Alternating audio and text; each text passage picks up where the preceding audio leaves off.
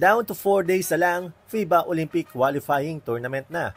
At opisyal na nga po, mayroon lamang tayong 11 players going to tournament. Mula Turkey, ngayon ay nasa Poland na ang ating delegasyon para sa kanilang tune-up game bago tumungong Latvia kung saan dyan nga po gaganapin ang isa sa mga qualifying tournament ng OQT. Mamaya po around 12 AM ng madaling araw, magkakaroon ng friendly match ang Gilas Pilipinas laban sa Poland na pangungunahan ng San Antonio Spurs guard na si Jeremy Sochan.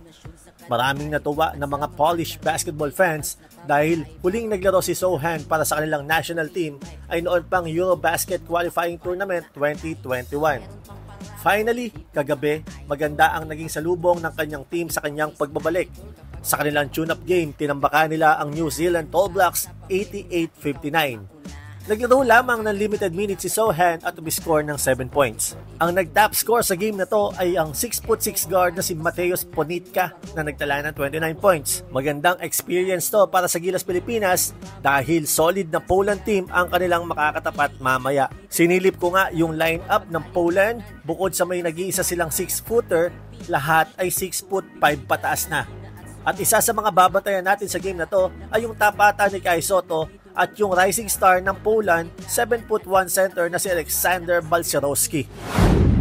Bukod sa tune-up game ng Gilas Pilipinas at Poland, ngayong araw na din ang simula ng FIBA Under-17 World Cup sa Turkey.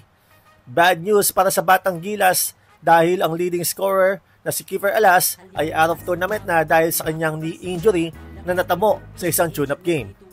Ang unang assignment ng Batang Gilas sa group phase ay mamayang 5:30 ng hapon Philippine time laban sa Lithuania. Ngayong araw din ang laban ng ating Women's Under-18 team sa FIBA Asia Cup Division B.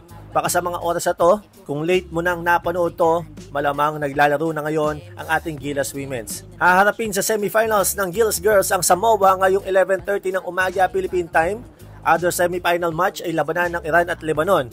Ang mananalo sa parehas na match ay maglalaban sa finals at kung sino ang mananalo ay mapopromote sa Division A.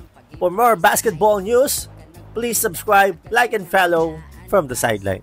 Ikaw ay maunahan at sa mga ganap dapat laging una ka. Sa basketball dito ang pinakamasaya. Heto ang bagong kasama natin lumaro, kaya kung ako sa'yo huwag kang lalayo.